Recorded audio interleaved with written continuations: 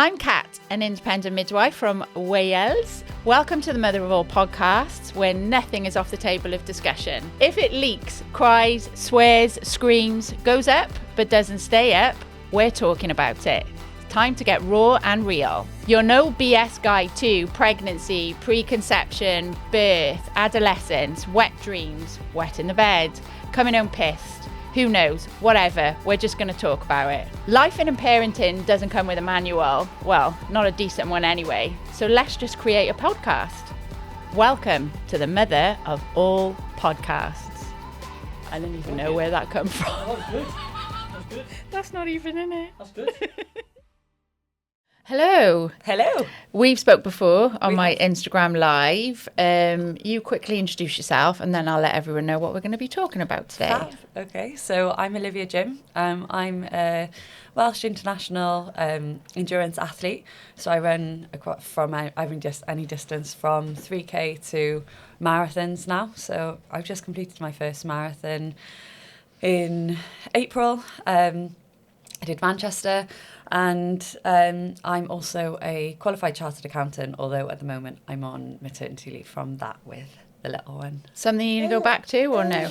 At the moment, I don't think so. It's a mum thing, by the way. People, when you've had a baby, you start reevaluating everything Definitely. In life. Yeah, so my husband's had a promotion since I've had Alexis, and it's just juggling that with me also being training and also going back to professional, my professional qualification. I just think it'd be the thought of someone else bringing up Alexis just doesn't do it for me. And it's about, like, you love running, which we're going to get into. I think that's what people find hard to understand, is that you're not doing it because your mum's told you to. No. It's part of your life and mental health. So we met when you were pregnant. Yeah. And I asked you to come on my Instagram live to talk about being pregnant and being an endurance runner. There was no guidance out there of what you should or shouldn't be doing. No. You were a bit of an anomaly, which is absolutely ridiculous. Went down the road of high risk, even though you're so fit and healthy, you're completely not high risk. Tell me what it was like being pregnant and doing all the miles that you were doing. Well, talk about how it felt physically first. So physically, I really struggled with sickness throughout my pregnancy. Not necessarily being sick, but I just felt nauseous. Yeah, constantly. That's a healthy baby. I said that to you before, because they're parasites and they just fucking take everything from you. But yeah, that's what it is. So I was finding that actually going for a run was the only thing that was making me, one, feel less sick, and two, feel like eating. So the first couple of minutes were horrendous. They did. It felt awful. But it was, as soon as kind of my heart rate had come up, I felt better every time. Wow. So, and then I think it was almost like my body kind of went into override then, where it was like, okay, well, you've just trained now, so you need to eat something. Yeah. And I felt hungry afterwards, but if I wasn't going out and you wouldn't be able to run. Exercising, I didn't want to eat anything. That's so interesting, because we're skipping forward, but we'll come back to it. Early labour, when you need to eat, and if you don't eat, you burn up to 400 calories an hour when you're in early labour. If you don't have that on board, your body just stops. Yeah. So I relate it to early pregnancy, where you feel sick and you need to eat and then the sickness goes. Yeah. But because your body is used to doing so much endurance, that was also adding to the nausea, because it's not what's right for you. Yeah. Were you told to stop running? By people who weren't qualified, or nobody, no doctors, no midwives, no one told me you should stop. There was suggestions that the mileage should potentially reduce, but I didn't struggle with it. So I was going to say, did your mileage stay the same throughout your pregnancy? Pretty much, yeah. I had blips where I had to cross train for a while because I had sciatica for a couple of weeks, but which is a pregnancy related thing. It's not a running thing. No. And this is what's hard to get across. when you're pregnant, you have more hormones in your body, which make your ligaments and your muscles a lot looser. So you're more prone to injury, more prone to aches and pains. Yeah. If you weren't a runner, they wouldn't be telling you to stop anything. No, exactly. So I kind of took the advice of what they would tell any normal person, yeah. and just carried on exercising and cross-training as much as I could to try and release that, well, the nerves basically that Yeah. were trapped. So how many miles a week were you doing before you got pregnant? Before I got pregnant, between 80 and 100 miles a week. Jesus Christ. Yeah. So actually, the week before I found out I got pregnant, the week before I found out I was pregnant, I'd run 105 miles. Oh my God. And how long have you been doing that?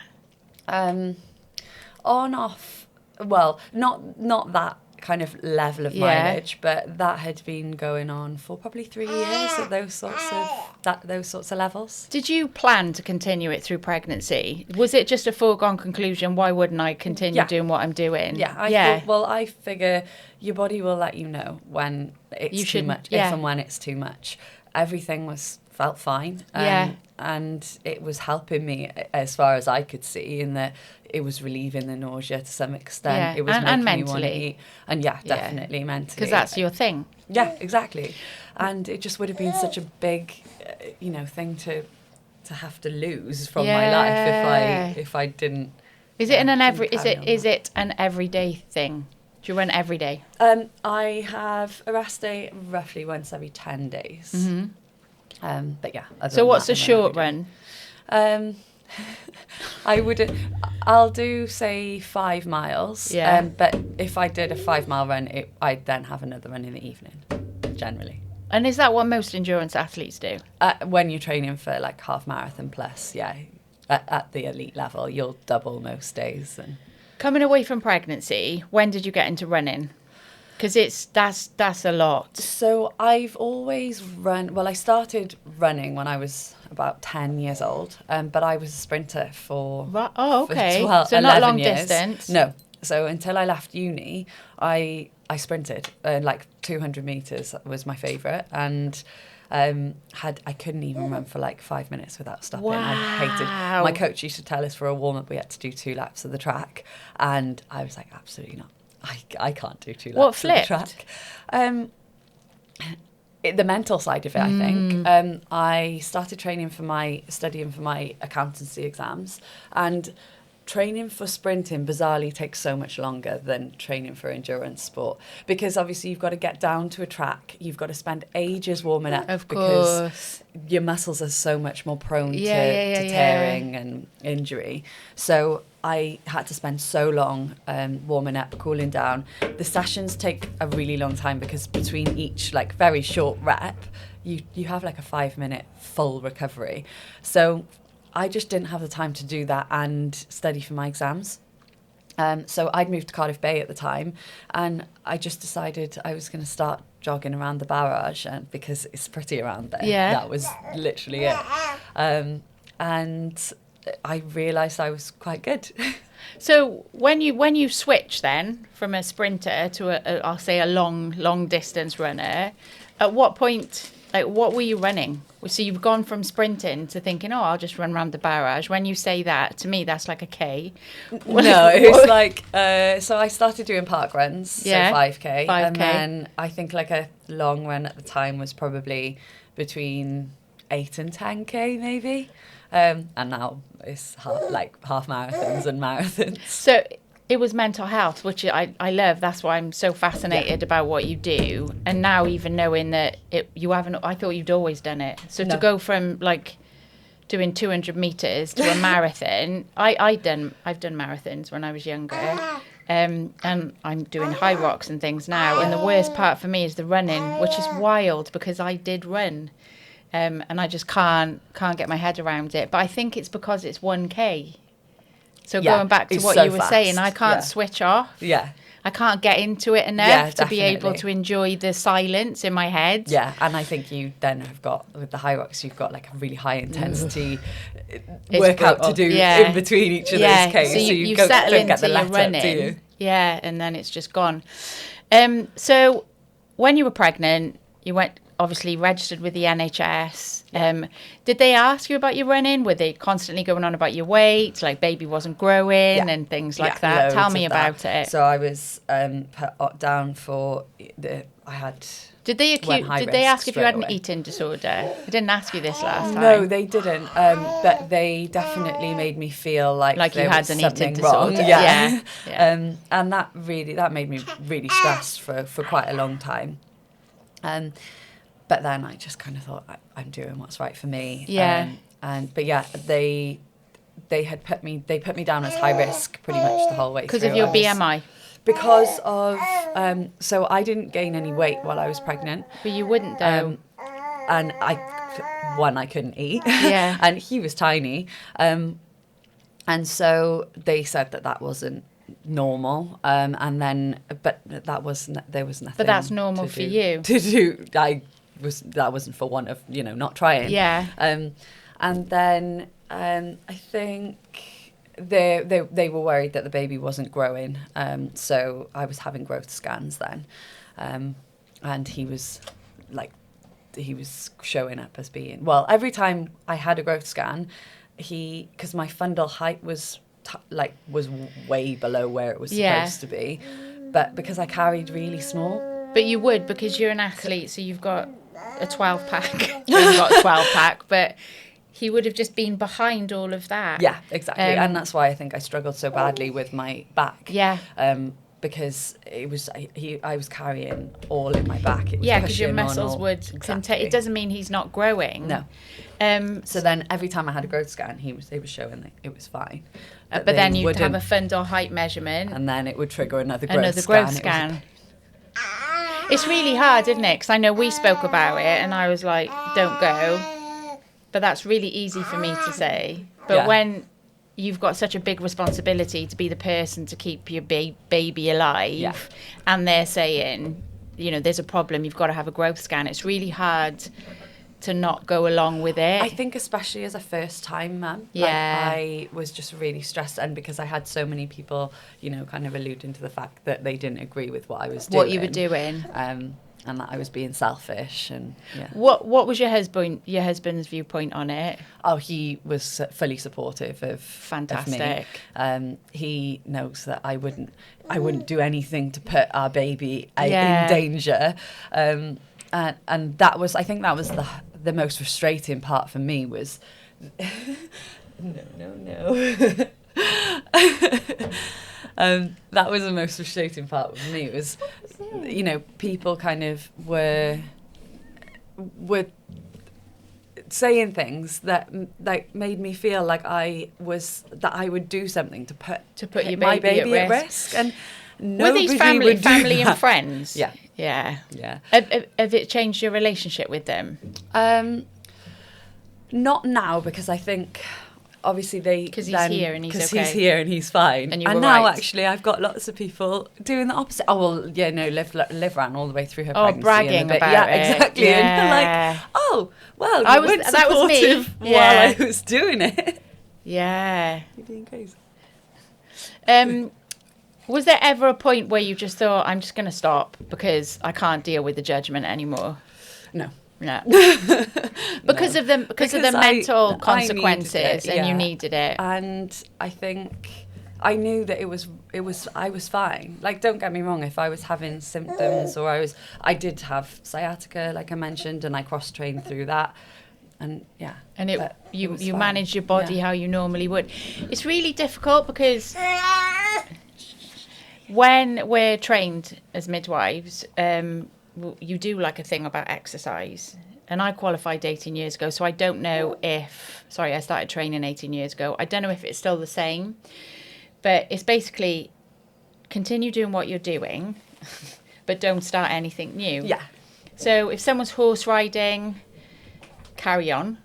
If someone's ice skating, carry on. That was me. If someone's whatever.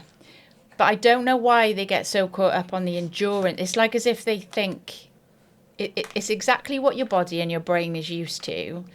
it could go into shock if you don't do it. So, but I don't know if it's because of the amount of calories you burn or the amount of mileage. I can't get my head around it. And that's what I said to you when I spoke to you on Instagram. Did you ever get an explanation? Because if you asked me as a midwife, I'd be like, I've got no evidence to show you that it's not safe, because it is safe. Yeah, I had no explanation. No. And actually, when I did speak, because I reached out to I spoke to you about it, didn't I? Because I was, and nobody said, no, that you shouldn't do that. And it's just, we advise you not to, but we can't tell you why. Yeah. Which is absolutely ridiculous. So, leading up to the birth, I know you planned a home birth, but you still had a beautiful birth, very quick. Very quick. Partly, probably actually mostly down to the fact that you're so fit and you kept up with exercise and you ate well at that point and things like that. What about then? So what about your birth? You went in, did they know all about you? No. So I was... Because you hardly look pregnant even at that point. I was 37 weeks exactly the day that I gave birth. So the day before, I'd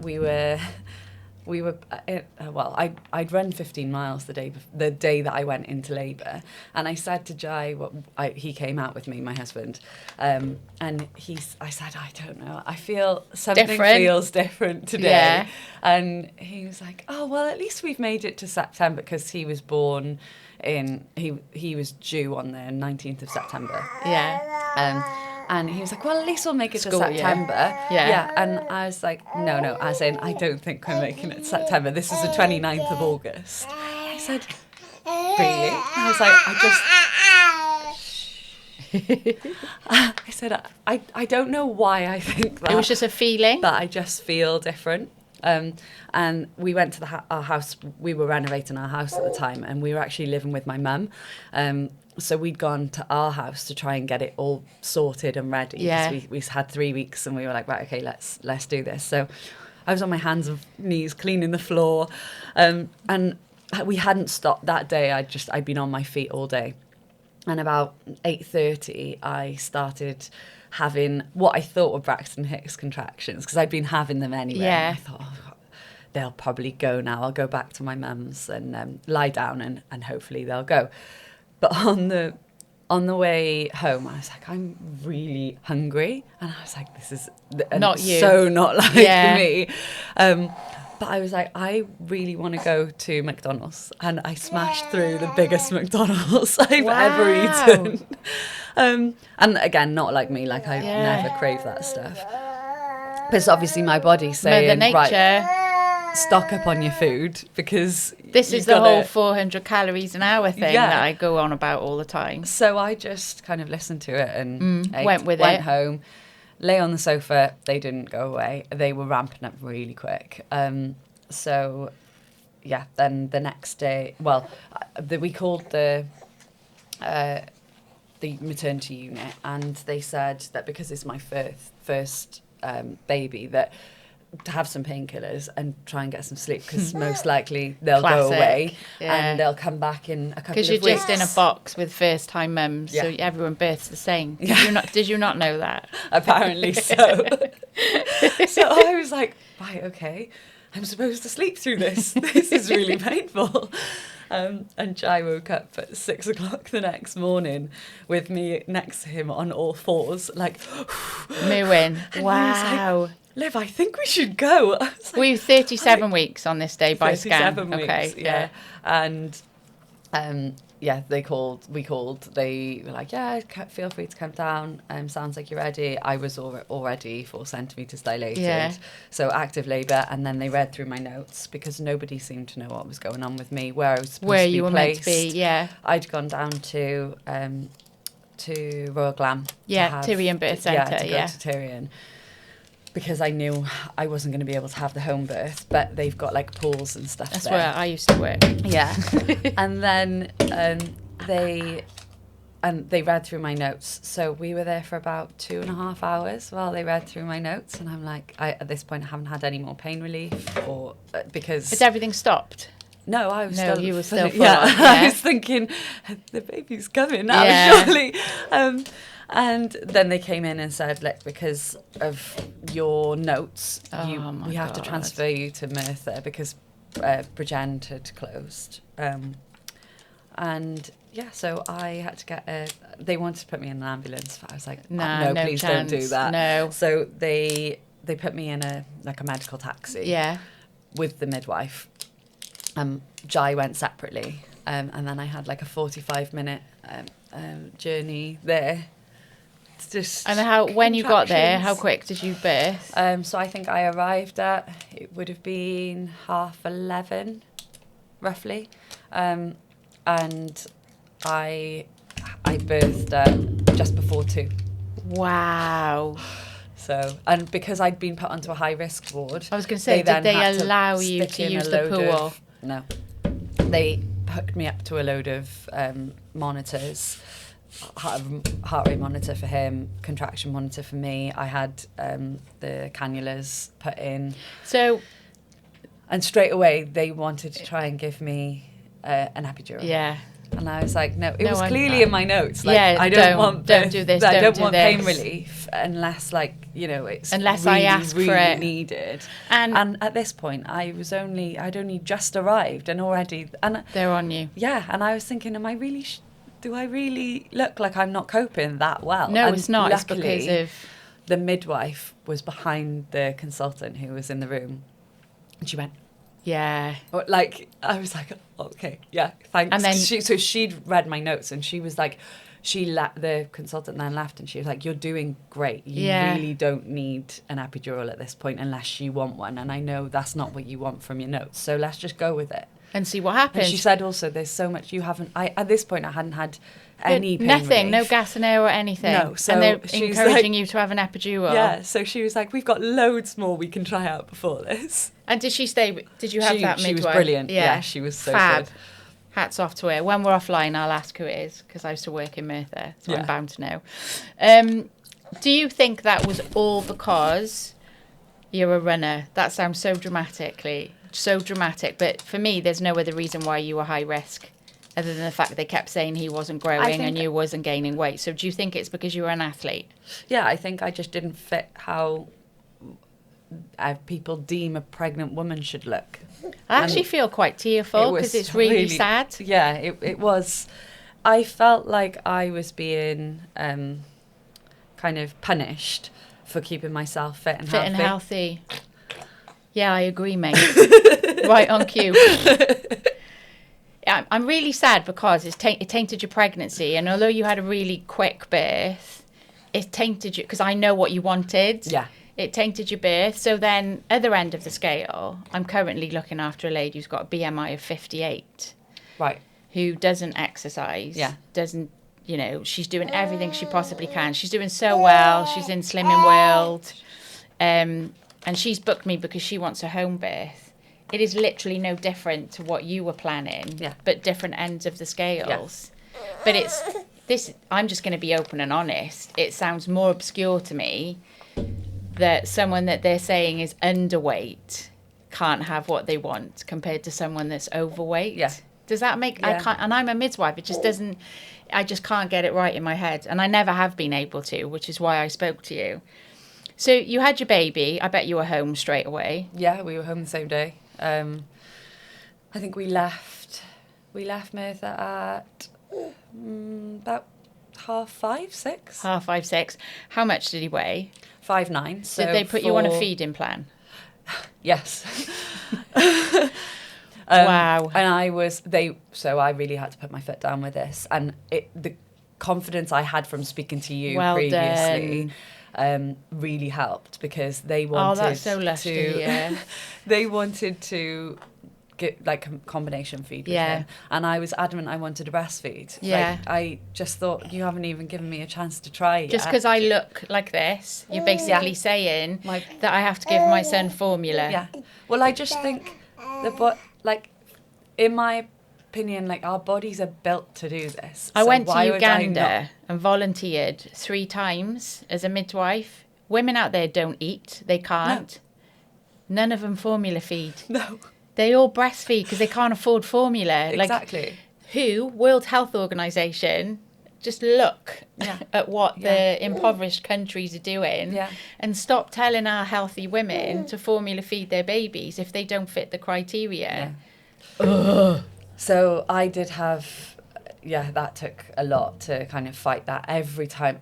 It actually made the first 2 weeks really stressful. How was your husband with it all? Because he's like your main protector. Because I always say you give birth and they become your number one. Yeah. But you will always be your husband's number one. Yeah. It's was so different. Again, he was great. No different to how he was with the exercise and everything. He said, like, just you've got to do what's right for you. He's happy. Like, it wasn't like he was an unhappy baby. No. He was settled. He just... Did they just want to weigh him all the time? Yeah, I had to go to the hospital to have him weighed. Well, they wanted to come out to weigh him every day for the first 7-8 days. 7 or 8 days. What, every day? Every day, but they wouldn't give me a time that they wanted me to cut, that they were going to come. It's like they're trying to keep you in. Stay in the house. Well, which is that's not what natural. They wanted to do. I was like, I can't do that because people want to go and see. They couldn't understand that I might be taking him out of the house and might want to be free. We don't all do postnatal the same. So we took him to visit some family friends, some family, and and I didn't want that restriction of I've now got to be stuck in the house all day while I wait for somebody to come and weigh him, which I didn't want them to do anyway. So did you feel like you could say no? No, definitely not. And it wasn't until it was probably just almost 2 weeks after I did lose it a little bit with one of the midwives that was dealing with me, because I walked in and instantly I could tell they judged the way I looked. Yeah, well, you were back in your leggings. Well, I had a pair of denim shorts on and a tight vest top. And honestly, there was one woman in there who was lovely about it. She was like, "Oh, you great! You can tell you're an athlete." Yes. And then these other two, and one of them was looking after me. She was horrible to me. That's so awful. Yeah. That's you're in your postnatal bubble. All your hormones are they're still there now. Exactly. And I thought, imagine if I was kind of had no support. Yeah. Didn't have a husband on board. Postnatal depression, anything like that. I think that would have tipped me over the edge. Definitely. Was he gaining weight? He lost weight in the first 3 days. Normal. That's didn't normal. Didn't lose. I think he lost 7%. Normal. Yeah. And then he started gaining again. So did they ever give you a reason to why they wanted to weigh him continuously? Just because he was small. But actually, for his gestational I was going to say he wasn't small. And he was they, normal. They met you and your husband, yeah? Yeah. You were never going to have a 10-pound baby. Genetically, that was never going to happen. No. So when did they finally lay off? I did have a word then with there was one midwife that was horrible, and the next time I went back I said, I'm not coming back again. Oh, good for you. I bet, were you nervous going for that conversation? Yeah, I was, and they said, we really don't advise that, and I said, I don't care, there's nothing wrong with my son, and this is making me really stressed, having to come here every day to drive, because I'd then chosen to go for an appointment, and I said, having to get me and the baby out the house between feeds, to come down here to have him weighed, to be told that he is still absolutely small, but that's not going to change. Weight. Yeah, exactly. Anytime soon, it's adding so much stress, and it's really putting too much pressure on me. So I'm not coming again. And that was it. And then the health visitor took over. Yeah, and she was fine. She met me and my husband and was like, "Well, yeah, obviously he's small. Look at you two." Exactly, just a normal person. I'll just say it because I don't give a shit, but it's fear of litigation. It's complete fear of, if I don't do this, I'm going to get into trouble. When actually, if you do this, it could make a mum severely depressed, unable to breastfeed. Well, this is how I felt. I felt like that stress was really Did it affect your milk affected me. supply? No, but I felt like it could have. Could have. Yeah. So when you were having all this pressure, did it make you want to... Was there ever a point in your mind where you were like... Because you must be quite a determined person to be an endurance athlete. But was there ever a point where you were like, it's just going to be easier for me to give up and formula feed? No, I was adamant I was Yeah. breastfeeding. A bit of a fuck you thing as well. I knew my body was doing what it was supposed to be doing. Like, my milk came in, like, bang on cue. Yeah. I could tell it was there. I was having all the right kind of signs when he was ready to feed. I was like, well... And he was latching, you weren't in any He pain. latched straight away. I didn't have any... Like, within 15 minutes of him being born, he'd latched. So that what would you change about that time? Just that short amount of weeks? Because you're past it now, so you're always stronger once you've gone through something. I just wish I wasn't forced. I didn't feel like I was being forced to... go for those weigh-ins all the time, because I imagine that's just so restrictive for people who aren't... I don't know anyone who's done it, so even me, I'm like, that's extreme, and I genuinely think it's because of how you looked. Yeah. Healthy. So. Yeah, it's... or unhealthy in their criteria. Yeah. Which is ridiculous. So you got through all of that. How soon post-birth did you start training again? So within a week, I had already started going You had? out. And, yeah.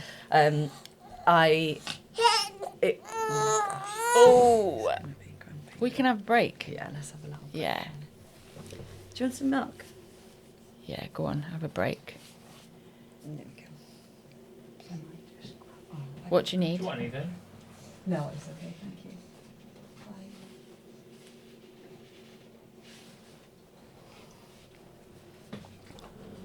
Stop you from getting distracted. Oh, I love that. He's like, nah. He heard me.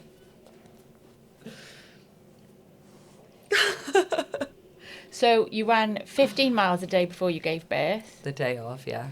And after, how soon did you go back? It was, within a week. Wow. Doing what? I started with like a run walk. So I would just it was a few minutes. You gonna play it?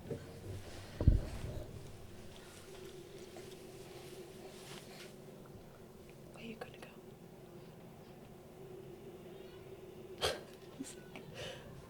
go? Yeah, so I started... sorry, do you want to start again from Yeah. there? It's fine, don't worry. How soon after birth did you start running again? So it was within a week. And I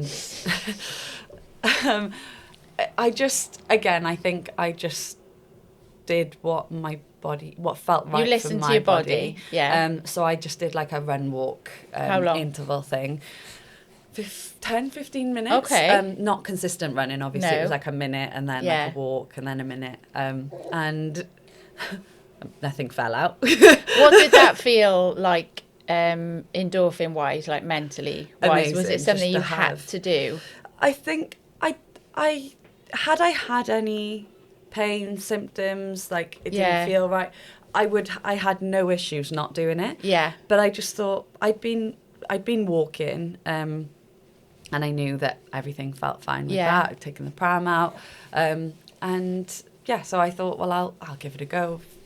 Don't think I've got anything to lose. Like if I had anything going on, I would have just stopped. But yeah, it was fine, and I kind of then built it from there. So when they discharged you, going back to postnatally, you were already running. Did you tell them?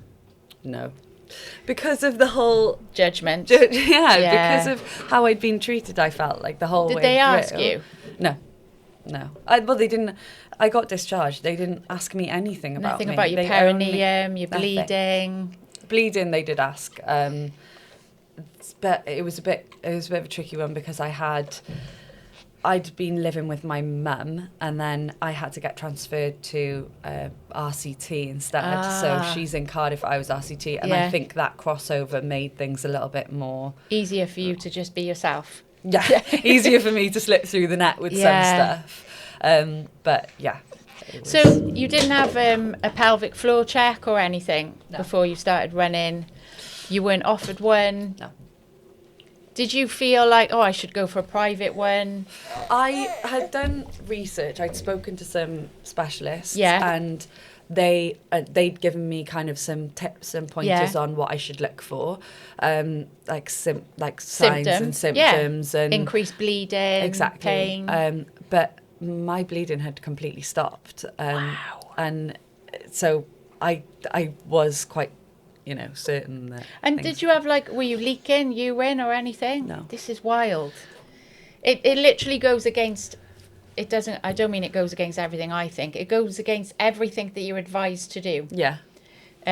Which is ridiculous. Don't do anything for a minimum of 6 weeks, and that's if you've had a straightforward birth. Yeah. And then couch to 5K. And all of that. When you reached 6 weeks, what distance were you running? A half marathon. Wow. I ran Cardiff half at 7 weeks postpartum. Fucking hell. And anyone else would have to train for that. Well, but I you just had figured though, I had hadn't already you? trained. Yeah, I didn't even weeks, think of that. 7 weeks before that, I'd run 15 miles. So. And how many miles a week were you running to get to that marathon post-birth? At least 40. Oh my God, I can't get my head. I'm loving this because there's so many runners follow me, which will watch this and they'll follow you. And I think I've said to you before, when they ask me for advice, I'm like, you just don't do anything different. Yeah. But in your case, 40 miles a week, 3 weeks postpartum. Well, but that was half of what I was doing. Exactly. But you just say, I'm running 40 miles a week, and you want to say, when I used to run 110 miles a week. Yeah. How did you work the feeding around your training schedule? Or was it based around him, basically? It was completely based around him, yeah. So I would get ready to go after a feed, and then I would wait until the next feed, and then the second he'd finished, I'd get out the door. Yeah. And how long would you, I know distance and that, but what are we talking about time-wise? No more than an hour normally. If I did a long run, it would be an hour and a half max. Yeah. But he was feeding every 2-3 hours, so I didn't have. And would you run more than once a day to fit it in? No, not after I gave birth. I haven't, to be honest, I haven't really done much in the way of double days since then. Because of time. Just I want to spend the time with him. Yeah, of course.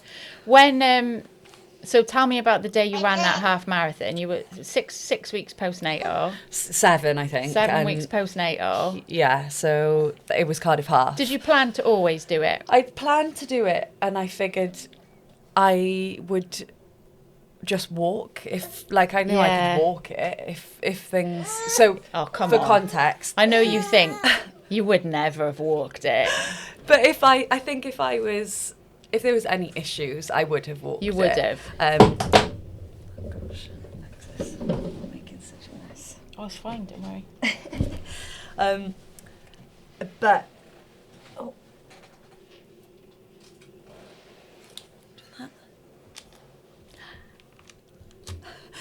I can't remember where we were now. Did you always plan to do it? Yeah, did you? Yeah. Yeah, so I had always planned to do it. So even in pregnancy, you thought that's a milestone I want to try and get to, because we've all got them. For most women, it's to get back in your jeans, and I think that's cruel. Yeah. So I did have that as a target, not to run it, but if things weren't right. But basically, my husband and I got engaged on the finish line of Cardiff Half. Oh. So we like to do it together every year. So yeah, it was something we wanted to do together.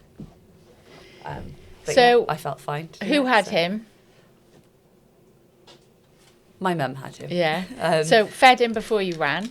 fed him on the start line, Yeah. literally with 10 minutes to go. So I'm like in the elite like section at the front. Was there with any the other baby. mums breastfeeding? No. This is brilliant. I love it. I love it. And yeah, so fed him on the start line and then ran around. And fed him when you got back. I had expressed a bottle just in case he needed it, but he was fine. Yeah. Did you have a time in mind that you wanted to do it in, or were you just going to go with the flow? I knew that from the training that I'd done and how I felt after, you know, in the training that I'd done after. I mean, I'd lost the weight of him, so I was really quick compared to how I had been running. Were you expecting to run it that quickly? No. I thought I'd run it. I knew roughly an hour and a half. Yeah. But maybe less than that. An hour and 16 bloody minutes. I bet you were buzzing. Yeah, I was really happy. Did your hubby keep up with you? No. I think he did it in like an hour and 30 to I bet he just loves watching you go, though. Yeah, he's like, that's my girl. Yeah. So judgment then around that time, family first. I suppose at this family were fine. Yeah, because they're used to it at this point. I think they knew at this point that I was listening to what felt right for me. Yeah. And I think realistically, it was obvious that I was okay. Yes. Like, I think had I been, you know, having pelvic issues, you wouldn't have done it anyway. And I think you'd be able to tell. Like, I wasn't coming back with like wee and poo all over myself. Exactly. Your bowels and your pelvic floor were fine. Exactly. So judgment from who? Externally, lots of people commenting on social media. Yeah, loads on social media. People from the running world? Yeah, and then non-running world too. Fuck off. It was really bad. Yeah. How did you deal with that? I also had someone. I posted about my birth and how I'd had a really straightforward labour, blah, blah, blah. And I got the 2 separate people messaging me saying my post was really damaging, that I shouldn't be talking about how positive, you know, this such a positive experience when there's so many people out there who don't have that. And that's really dangerous for new mums who are struggling. And I was like... You are a new mum. Yeah, and like... And if people don't talk about it positive, like the ladies who I spoke to before you were talking about home birth. Yeah. And they said it, and we always get this, they struggle to talk about how positive their birth was because everything out there is so negative. They just feel like mums can't cope with the fact that they had a positive birth. That's basically. What did you retaliate? Did you reply? Yeah, I did. I'd find it really hard not to.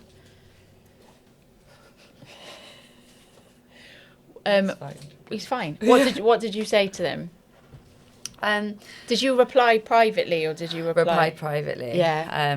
Because I just said, you know, that I think that it should be positive stories out there. And I actually was really hurt at the time at her comments and to me, because I thought the point that I was at, so she was actually, I think this is the worst part, she was a health professional in the maternity sector. Fuck off. Dealing with people with postnatal depression. And I was like, if I was somebody who, you should know then that I'm in the point where I should be feeling at my lowest right now, and comment like that is really damaging. What did she apologise? No. No. I so need her name after. I know, I need to. Wow. I'll try and remember. Yeah, it was I can't get my head around that. So do you know when you ran the marathon, you were posting pictures and stuff, and I was just laughing as if that wasn't going to happen. Did you have any backlash from social media then? Not from the marathon. They've got this, it's bizarre. I feel like we go from not being expected to do no exercise, not run at all, just like, you know, not lift a finger for ourselves. Yeah. And then all of a sudden the baby reaches 6 months and it's like, oh, well, why aren't you completely back to it? Yeah. Come on. So and it was like as if straight away then everyone Everyone's was very fine. accepting of it, and it was absolutely fine. Were you But a bit until 6 disappointed in months- that? Yeah, Because it pissed me off. yeah, because you're used to having all this retaliation and people commenting and things, and now it's like, well, why aren't you running exactly. marathons? Yeah. And it's like, hang on a minute, the year and a half that you practically spoilt one of the most amazing experiences of my life, pregnancy, birth, Yeah. and the fact that I run a half marathon 7 weeks postnatal, that's all gone out the window, and you ask me why I'm not running more. Wow. Yeah. So still breastfeeding, Still breastfeeding. and how many miles a week are you running now? About 70 at the moment, 60 to 70. Do you feel like this is good, this is 60, 70 miles a week? Are you ever going to get back to what you were before? Do you want to, or are you comfortable? I don't think I need to. So my coach now he's great. Like he's got a family himself, and he like really understands that side of things. There was definitely a lot of junk miles that I was doing previously that just I didn't need to do them. It was just almost like killing time basically. Whereas now I don't have that, and I do find I need a bit more recovery these days. Like I like a rest day now, and I don't know whether that's partly because I got a full day with Alexis, and I can still keep busy, and I'm on my feet all day with Alexis now. So. Or do you think it was something, those extra, I love that word junk miles, because I've got about 0.1 junk mile in me. Do you think you didn't really need to do them before anyway? No, I didn't. something you were doing for mental health mentally reasons? I think. Yeah, definitely. It was That's definitely so a mental interesting. thing. That just adds on to them trying to advise you to stop running when you were pregnant. Yeah, exactly. That's nuts. Has it put you off having more kids? No. Not at all? No. What would you do different next time? I think I would... Because you know so much more, and anyone listening to this, because I know at least 2 runners who can't wait for this to come out, I'm hoping it will empower them to to go and fight their own battle, which sounds awful. That's what I would do differently next time. Yeah. Is I would be a lot more confident in the fact that I know my own mind, I know my own body, and I know what's normal for me now. Yeah. And yeah, I wouldn't be so afraid to push back against things that are making me feel uneasy or uncomfortable. Yeah. It's a hard one, isn't it? Because like I said earlier, it's your responsibility to keep a baby alive, but you know now that you've done it really well. Yeah. And I think so next time now it does mean that because he was early, You'll be classed as high risk. They have said though that because he carries small, Yeah. I naturally carry small. Yeah. At least that won't trigger growth scans all the time. Yeah, but you now, can always hopefully. decline them. Yeah. It's just having the mental strength and the confidence in your own body that you don't need them and you're growing the baby fine. Like his movements were fine. Yeah. I think also it's having the knowledge that you can say no, because they don't. Well, you didn't tell know that you. until you spoke to me. Exactly. They don't tell you that it's your choice. Yeah. It's very much forced upon you. And even when they do, generalising because it's hard not to, majority of them, when they do, it's said in a way that it's a bit flippant. Yeah, well, definitely. obviously it's your choice, but your baby may die. You're not going to make it your choice then, are you, if they're telling you your baby may die? And it's uncomfortable, isn't it? Because you're like, well, I've got to potentially see this person and speak to this person again. Good girl syndrome. Yeah, so I don't want to, rock the boat. I don't want to be that awkward patient. And so you just go with it. That is just British maternity culture, unfortunately. He's having a whale of a time When with he it. gets past me, I'm going to pick him up. Come here. All these young uns are going to be so broody Don't watch yourself. with all the kids. Look. It's mad, isn't it? If you love it now. Look, that's so cute. I've got to take a picture of this quickly. You get crisps as well. Oh, it tastes like crisps. Oh, you're so ready for a kid, Dan. I know. I love it when young boys are like, yeah, I am. Look at that. You don't mind him going on Instagram, do you? No, he's already on there. I love it. That's so cool. Right, we'll get back to it. We're nearly done. I know you must be so stressed. I'm fine. Where was I? I had another postnatal question. So, obviously, you're planning to extend your family. Yeah. How are you going to manage? So let me just go quickly and say, you're not a paid athlete. No. You do this because you absolutely love it. So your mum's not making you do it. No. I seen your post on Instagram the other day about your dad, by the way. I was bawling. And that's probably a driver for you. Oh, definitely. Yeah. Huge driver.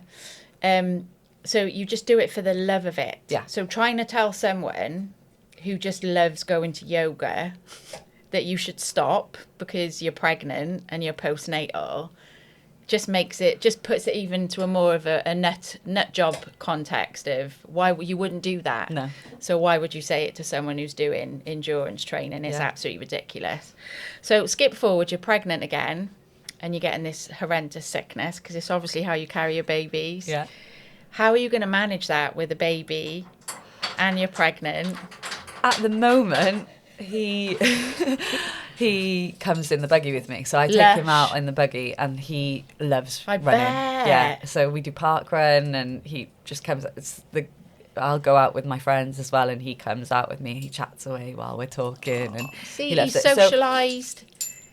And he really enjoys it. And he's out in the fresh air. So, and a lot of the time, it's the only way I can get him to go to sleep for a nap in the day. So, I guess that's going to depend on how old he is when we start have another baby. But school, if he's in school, then. And are you going to carry on competing until you can't? Yeah. This is so refreshing because you're so confident in what you're not apologetic. I think there's a lot more people now breaking that rules. stigma as It well, is. It's and so going out stupid. there and doing it. I mean, there was a lady recently who won her ultra marathon, and she was breastfeeding. I saw it. Yeah, and there's a lot of elite athletes now who've come back to the sport after having kids, and they actually come back stronger. And that's showing to be the case for me as well. I was going to say, do you feel that? Yeah, like I've rewritten almost all of my PBs since having Alexis. I think that's a mental thing as well. Oh, definitely. Nothing is mind as bad over body. as the pain of childbirth. Exactly, it's wild. But I've been in labour for hours. You can do anything. You can do anything. I remember I dislocated my shoulder and I said I would rather give birth to a cow without pain relief than dislocate my shoulder because labour pain is just so much more. It's horrendous, but it's manageable because it's a snapshot in time. Yeah. It's bonkers. So what's next for you? So I'm hoping to do a Valencia Marathon at the end of the year. That'll be the next target race. Yeah. Until then, I'm just focusing on a bit of speed stuff. Yeah. So some 5 and 10Ks through the summer and just enjoying being out in the sunshine. And, but yeah, Valencia will hopefully be the target. It's actually on my birthday as well. So fingers crossed it goes to plan. What's your goal time-wise? So I just ran 2:35 in Manchester. So you weren't expecting that, were you? No, I don't. I knew that you obviously knew it was possible. Yeah. But being the first marathon and hearing the horror stories about things that can go wrong, I just thought, it's probably not going to happen. It's my first rodeo. Target was as long as I got under 3 hours, I was going to be really happy. Wow. So yeah, that went really well. And then I think so. Target for Valencia would be anything under that, basically. But Manchester and Valencia are very different courses. Are they? So Valencia's the fastest marathon in the world. So is it? Yeah. So we're gonna make a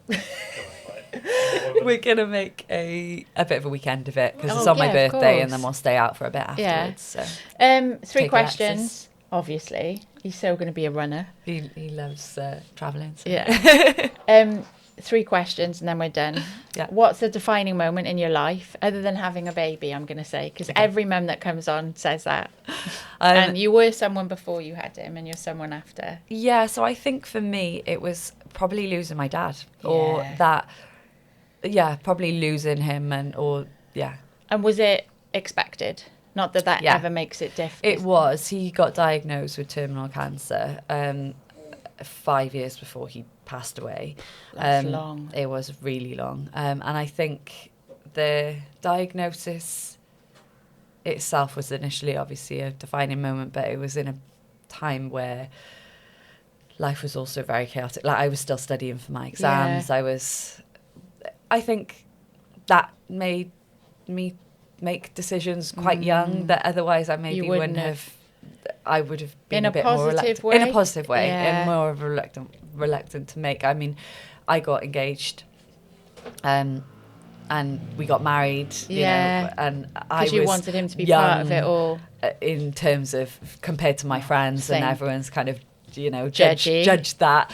But I wanted him to be there, and I wouldn't say it didn't make my decision for me. No, you knew you were going to get married. Exactly. You just brought it forward. It just made me realise that life's too short to not just do it when you know it's right for you.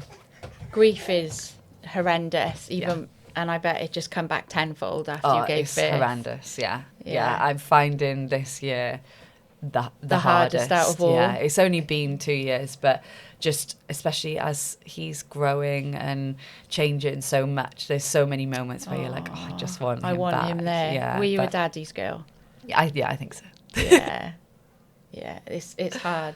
I'm so sorry. So yeah, definitely losing my dad, but you've got it. There's positives to it as well. Yeah, no, there is. It just does put life into perspective for you. That's what I was going to say. There's no positives in death, and there is when they're in pain, and I don't believe your time comes when it comes. I don't know. There's just so much you could talk about. But the one positive is the people that you leave behind. It can't not have an effect in a positive way at some point. Definitely, it makes you reevaluate everything. What would you go back and tell your inner child, your inner younger self, if you could? My younger self. I think never to give up on your dreams. Well, you haven't.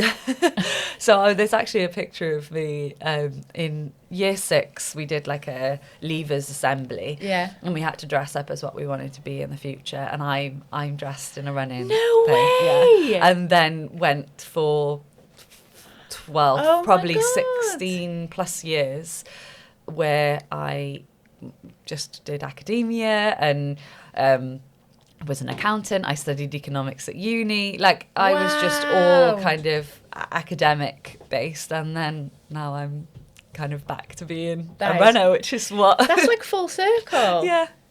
I thought it was something you would have done from like childhood. No. Nuts. A podcast, a book, a quote, or a movie that you think everybody should watch or listen to once in their life. It doesn't have to be related to parenting or anything. I am reading one at the moment that I'm really enjoying that's related to parenting, birth. It's MILF by Paloma Faith. I've read it. I'm really enjoying it. I think she brings up some... She brings She's up very some controversial. really controversial stuff, and she just puts it out there, which I love. But she draws kind of light on things that are not taboo. They're not talked about, and problems that I'm seeing so many people since having Alexis. People talk a bit more amongst themselves, don't they? But problems that come about post having a baby or being pregnant. That nobody seems to talk about. Yeah, she's brilliant. So I do like that, and I think it'd be good for the male side. So I actually went to see her in Hay Festival. She was in. Was she speaking? She was speaking, and I do think it's a good.